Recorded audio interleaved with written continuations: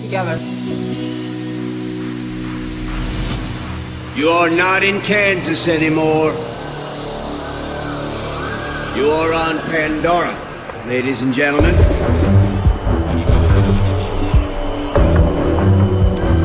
You've got to obey the rules. Pandora rules. Get away from my godson. Tom cruise ने लगा दिए सबके मुंह पर ताले। बढ़ गया जेम्स कैमरून के लिए कंपटीशन। अवतार फ्रेंचाइज की सक्सेस है गारंटीड। दोस्तों, जब भी कोई ऐसी मूवी रिलीज होती है जिसकी ओपन एंडिंग हो या फिर उसका सीक्वल रिलीज होने वाला हो, तभी ऑडियंस मूवी के सेकंड पार्ट के लिए काफी एक्साइटेड हो जाती है।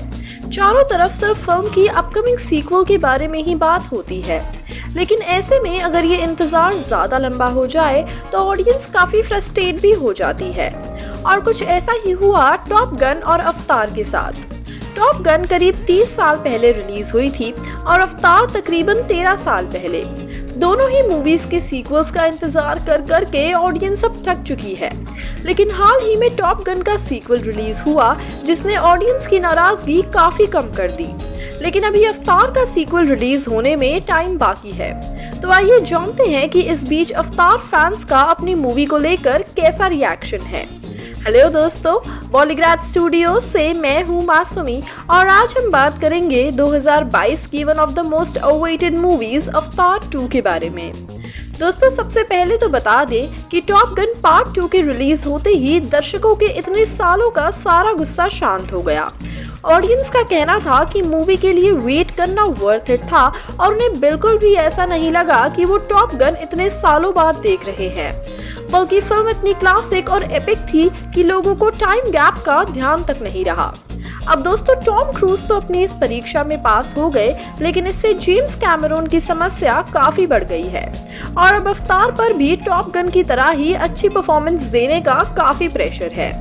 टॉप गन ने 3 टिकट्स के बाद भी अपनी परफॉर्मेंस में कोई कमी नहीं छोड़ी और अवतार तो केवल 13 सालों बाद रिलीज हो रही है और इसीलिए ऑडियंस चाहती है कि अवतार की परफॉर्मेंस टॉप गन से भी कई गुना बेहतर हो।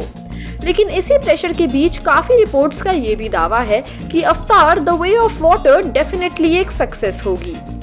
यहाँ तक कि कुछ रिपोर्ट्स का तो ये भी कहना है कि अवतार का सिर्फ ये सीक्वल ही नहीं बल्कि पूरी फ्रेंचाइज ही एक काफी बड़ी हिट होने वाली है।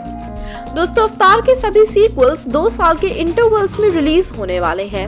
2022 के बाद 2024, फिर 2026 और फाइनल 2028 में इस फ्रेंचाइज का मेन पार्ट ऑडियंस विटनेस कर पाएगी।